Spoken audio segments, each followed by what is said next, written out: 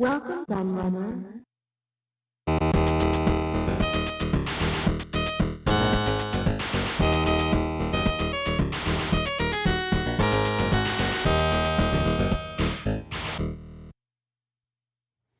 Hello everybody, Kieran aka The Laird here, and I have a really cool hardware review for you today. As you can see, because those who follow my channel regularly might know that I picked up this beauty while I was away just recently. I was travelling up and down the country trying to sort out the affairs of a family member who passed away, and I had a look on local marketplace listings while I was moving up and down to see what was around in case I could pick up something that I couldn't usually get around my area where I lived, and found somebody up in Aylesbury selling this. And yes, it's an Amstrad GX4000. I've wanted one of these for absolutely ages, as you may know, because I have talked about the GX4000 a fair bit on this channel in the past. It's featured in quite a few of my videos, including an amazing facts video, which you all voted for because you were all as intrigued in the system as me, it seems, and you wanted to see that video, and I made it, and it went down really well. So we'll link that video down in the description, even if you want to know more about the GX4000, because it goes a lot into its history, what went wrong, why it failed, what was good about it, what was bad about it, blah blah. Really in-depth stuff. I've also done some videos on GX4000 games and stuff as well, so I'll link those in the description as well. I will give you some brief history and stuff in this video, of course, while I'm doing it, but obviously you want more in-depth information, then you really want to go and check out that amazing facts video. But I digress. Yes, I found someone in Aylesbury. They were selling this all box, as you can see, in really good condition. You see from the box, but you'll see more when I show you the console and stuff. It does work perfectly. I'll show you that at the end of the video as well. But yeah, he was doing it for 150, which wasn't a bad price considering the condition it's in. It has all the inserts and everything. But I managed to knock him down to 120, so I was pretty pleased with that. In the end, they seem to go for more than that in this condition on eBay. So yeah, so we'll have a look around the box first of all. So it's a pretty simple box, but you know, it bigs up its kind of space age looks. I always thought that the GX4000 looked a bit like a spacecraft anyway, but the box kind of very much goes for that vibe, doesn't it, with the controllers shooting out and a cartridge, and there's the console almost like a ship flying in. Then on the side it's got some kids looking very happy about playing one. Well, the girl more than the boy. The boy's kind of got that look like, oh, why didn't I get a Mars system? Then Amstrad is a world of entertainment, apparently, in different languages. And then what we've got, the back is the same as the front, and then the other side we've just got what it contains, again in different languages, promoting the fact that you can buy an Amstrad monitor for it if you want, but of course it works for the TV. And this kind of tells you a lot about the GX4000 itself, because it was only ever came out in Europe. There was plans to launch it in America, but it sold so badly in Europe that that never happened. It debuted in the UK and France first of all. The CPC range was very popular in France and was pretty popular in its home country of the UK. And then rolled out to a few other countries as well, like Germany, Greece, Spain. I believe they all got it, Italy, but wasn't a success in any of them. It's ranked as one of the worst selling consoles of all time. I believe, if I remember rightly, it sold less than 25,000 units. So really is one of, when people talk about, oh, the worst consoles and the biggest failures, and they go, Atari Jaguar, Philips CDI. The Philips CDI sold 1 million units. This thing sold 25,000. This is a real failure. The CDI wasn't. This is a real failure. And for those who don't know, it is considered the last British games console. Although that could be argued slightly, because the Jaguar, Atari Jaguar, was designed in the UK by a team of British engineers, but was of course released by an American company. But this was obviously designed by the UK, manufactured by a UK company in Amstrad. So a true British console in the very sense of the word. There aren't many British consoles, but anyway, lots of British computers, of course. But and that's what Amstrad were known for. This was their first and only attempt to create a console. And it was released in 1990, in an age where consoles had started to become really popular. But they were a bit late to market, really, because this was obviously an 8-bit console trying to compete with the Master System, the NES, and the Atari 7800. But Sega had just released the Mega Drive when this came out. The SNES was on the horizon. There was talks about the PC Engine coming out in the UK. You had the ST and Amiga, which were the popular computers of that time. Amstrad had lost so much market share as with their 8-bit computers, the CPC range, which of course this is based on, that they was trying to climb some of that back by entering the console market. But a 8-bit console in 1990, no, it wasn't going to fly. I mean, I should mention that, you know, if you're familiar with the Amstrad CPC, the Amstrad GX4000 was based on the CPC Plus range, which was also launched at the same time as the console. So it was a CPC 464 Plus, which was a tape-based computer, a 128 Plus, CPC 6128 Plus, which is a disc-based computer, and then the console. They could all use cartridges. They all had an enhanced chipset that was fully compatible with the existing Amstrad CPC, except it had more colours, hardware sprites, hardware scrolling, and stereo sound. They were the main upgrades with this to the original CPC computers. But I go into that loads more in my Amazing Effects episode that I talked about. So if you want to know more about the technical capabilities and the history of it, go and watch that video, because I don't want to go into that too much here.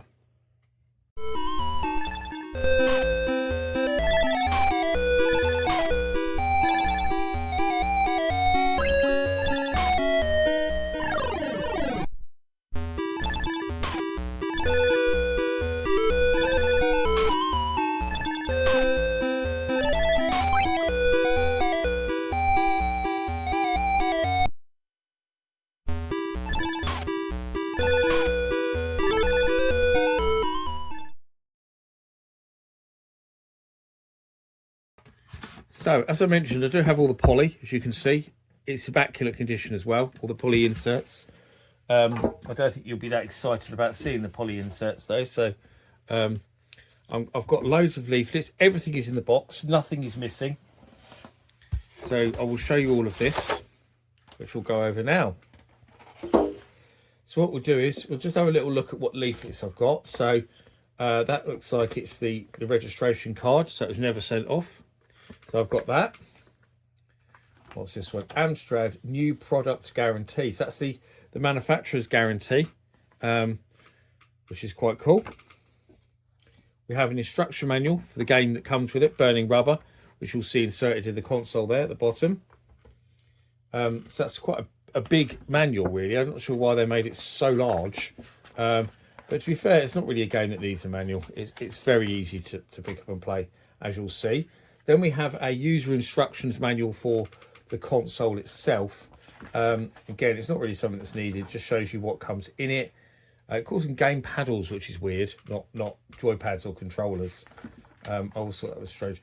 Looking after your GX4000. Don't pull the game out while the console's on. Don't pour liquid on it. Yeah, really?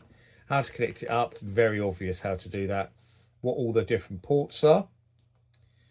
So obviously it shows you, you know, that it has joystick sockets and analog sockets and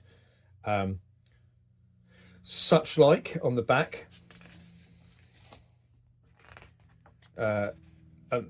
It gives you tips about getting a better picture with your TV and stuff. Tells you about the connectors and how they're wired, which you probably wouldn't expect to see in here actually, and problem solving.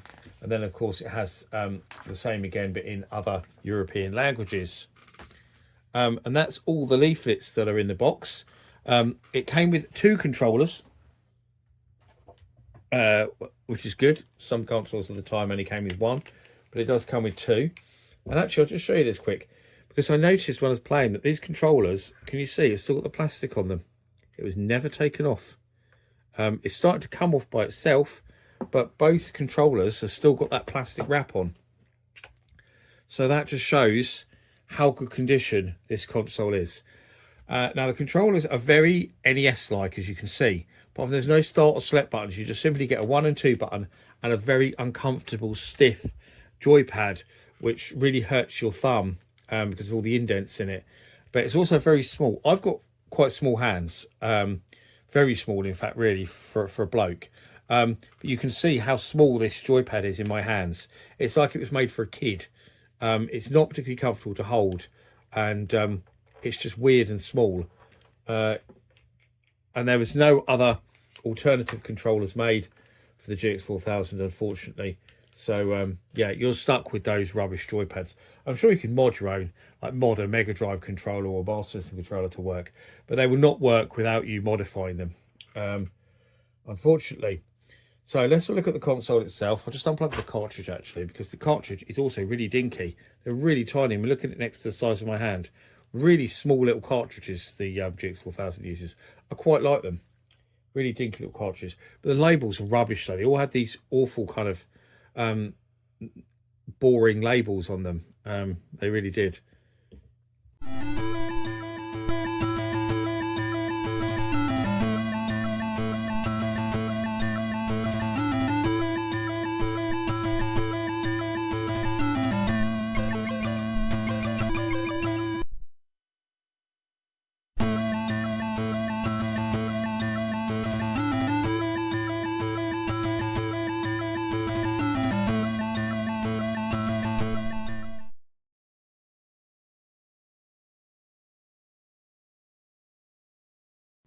That's the only game I've got.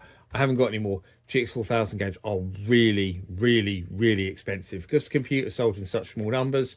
The games were made in even smaller numbers, and they're really expensive. You go on eBay, try and pick up genuine GX4000 games. There are some fakes out there. They're stupidly expensive. You can get a flash cartridge, so if you do want to go with the GX4000, that's probably the best way to go. So here's the console itself. Very space age looking. I've always thought it looked like a spaceship. I've also thought it's very cool looking. I think the design is really nice. It's a very attractive looking console in my opinion. It's quite small. It's fairly weighty, but it's quite small. It's actually roughly the same size as an Atari 2600 Junior, which is interesting. And then on the front we have a power light, and that is our on-off switch there. There is a pause button there. Shame it's not on the controllers.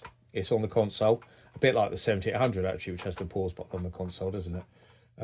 Does the Master System have the pause on the console? It does. I think it's only the NES that you can pause with the controllers. So there we go. That's the front with its kind of vents. And then on the very, very front of the console, there's our headphone socket, because it does have stereo sound, which of course the NES and Master System don't. Our standard Atari joystick sockets. And the one in the middle is actually for analog joysticks, although there was never one made, and there are no games that use analog controls, but it has an analog joystick socket. Weird, I know. And this socket on the end, which looks like a modem socket, doesn't it? It's like your phone, you know, an old phone socket or modem socket. That's for the light gun, because there is a light gun for this. That was released, which works on a couple of games. So there is a light gun. And then what we got on the, we'll go the back actually for next. We've got a power socket. We have a power supply socket. We have a monitor socket, and the reason why it have two power sockets is actually because Amstrad monitors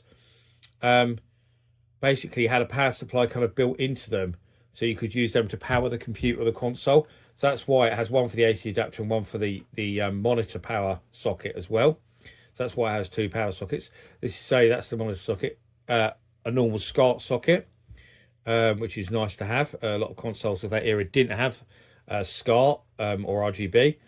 And then that socket, that there is a sound one, I believe, a sound switch. I think it says in the manual that it's a sound switch. I don't know why. Maybe that turns off stereo mono. I did notice it on here. I'm going to go back to it now. Sound switch. Yeah, there we go.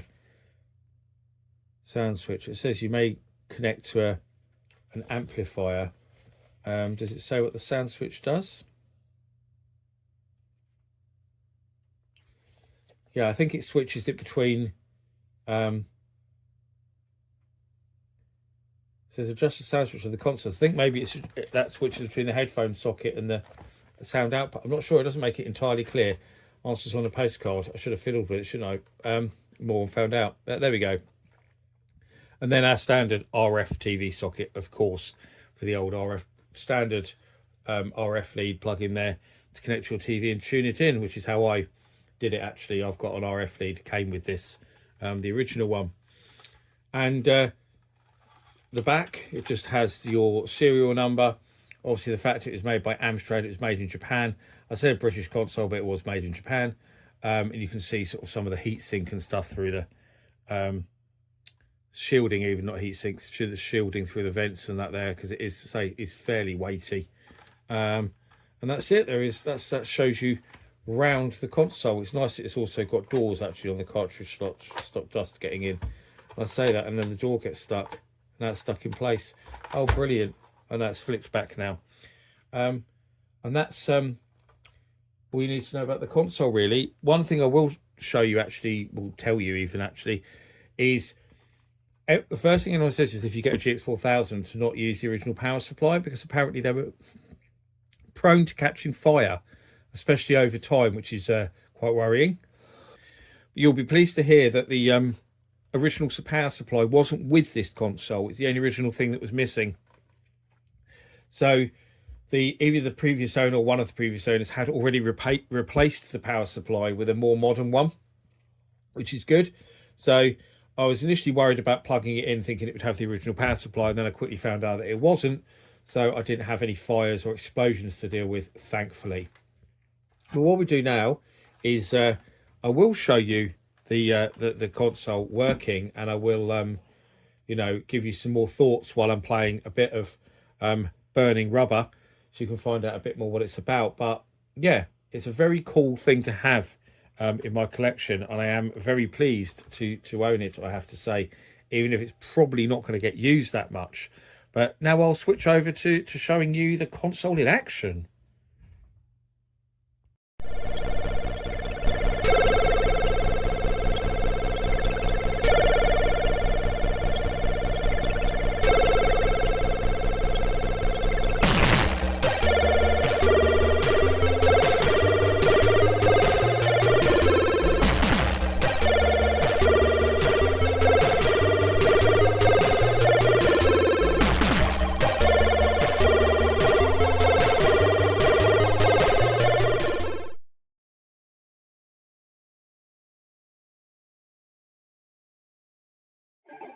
Okay, so I said I'd show you the GX4000 up and running and working and playing a game, and here we are. You can see it running my only cartridge that I have, Burning Rubber, and starts off with some absolutely superb music. It has to be said, really, really good tune, as you can hear. I've just grabbed the joypad.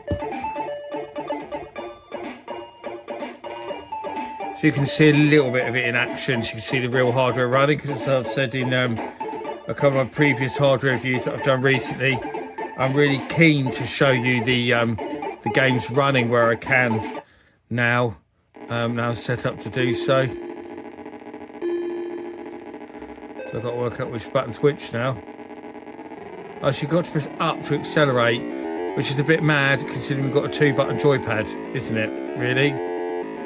You've got 2 buttons and neither of them is accelerate, which is crazy. I mean, this is actually one of the GX4000's best games. It's also one of the few games that's exclusive to the GX4000 because it wasn't on the regular CPC or indeed any other machines for that matter. Ocean did actually release another game with the title Burning Rubber for 16-bit machines. I was saying, oh no, there's Burning Rubber for the ST and Amiga. It's not the same game. Which you'll see if you look at it. It just uses the same name.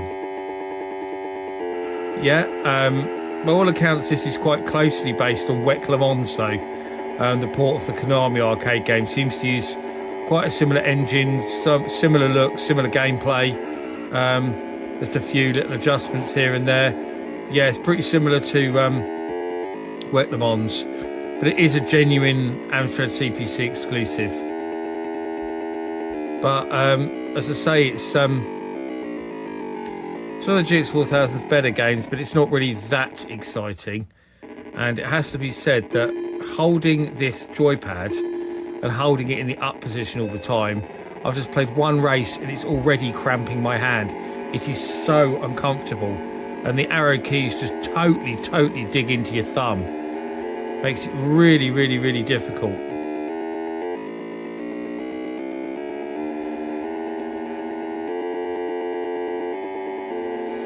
As you can see, I mean, it's pretty decent. I mean, if you look at the graphics, and sound, they're certainly as good as a Master System game of this time. Definitely, I'd say they're very comparable to the Master System. I think it looks better than any racer that's available for the NES. So yeah, I mean, it looks better range of colours and stuff than any NES game. But yeah, compare it to say something like Chase HQ on the Master System, or Super Monaco GP, or Outrun, and you've probably got quite similar graphical quality. Although the GX4000 does have a bigger palette than the Master System, colour palette, it can't display any more colours on screen, so it doesn't really look any better, I don't think. It's certainly not up to SNES quality, as the one of the GX4000 designers, Cliff Lawson, claimed, which I talked about in my GX4000 facts video that I did, that I've already talked about. So if you want to know more about that outlandish claim and more, then do make sure you go and check out my my GX4000's facts video. Let's see if we can get around this corner. I don't want to spend too long playing it. I'm sure you've got a good idea of what this game's all about. I did quite like the way it did change colours from one race to another. Almost like a day-night cycle in a way. It seemed to get darker. And now it's just done again, actually got a little bit darker.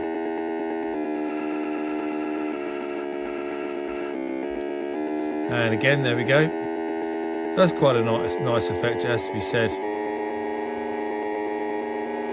Don't see that in many games. So Ocean did do a pretty nice job with this game, I suppose. It's a decent game to have as a pack-in. I mean, a lot of actually people do say, they say, oh, the GX4000's best game is a pack-in title. I'm not sure I agree with that. I think Pang and Switchblade are better.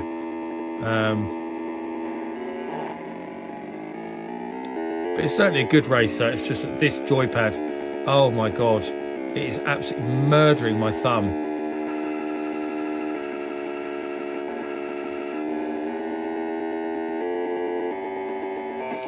I actually wish we had a pause button, but we don't. There is no pause button on the controller, so I could pause it here. But yeah, I mean, I'll just keep playing it while I give you my final thoughts. So in terms of, is the GX4000 worth getting? No, it's really not. It's a nice thing to have in your collection. The console looks really cool. It's interesting from the perspective that it's actually a British games console, which there are very few of course. So that's really nice to kind of have a proper British games console. That's about it, really. That's the only positives I can think of. You know, there is a flash cartridge you can get, which you can put like every game on, and you can obviously put, there's lots and lots of, I think I said that lots of games that have been converted from the CPC, the normal CPC computer, to run from the cartridge format. So you can download those as well and put them all on a cartridge, which gives you a ton more games to play on your GX4000. But you know, you could just go and get a normal CPC computer. It'd be cheaper, and it'd give you even more games to choose from. There's no real advantage to owning a GX4000 other than it looks a bit cooler and you can play games in cartridge. But you know, you can play the cartridges on the CPC 6128 and 464 Plus machines as well. So get one of those if you really want the cartridge experience, I suppose. But yeah, I mean, I'd say they're quite expensive now. They've become a bit of a collector's item, the GX4000, but there is no reason to own one unless you're a collector like me who wants to have some cool things to show people. Looks like there's been a nuclear war now on this game, doesn't it, with those colours? But yeah, that's about all there is to say about it. But I hope you've enjoyed my look at the Amstrad GX4000. Let me know if you were unlucky enough to have grown up with one of these, if you got one instead of a Master System or a 7800 or whatever, and how disappointed you felt, or whether you're a big fan of the system and think that it deserves more love. Always love to hear your comments, so please get typing down below this video. And as always, I thank you for watching, and I'll see you all again for another video very soon. Thanks for watching. Bye bye.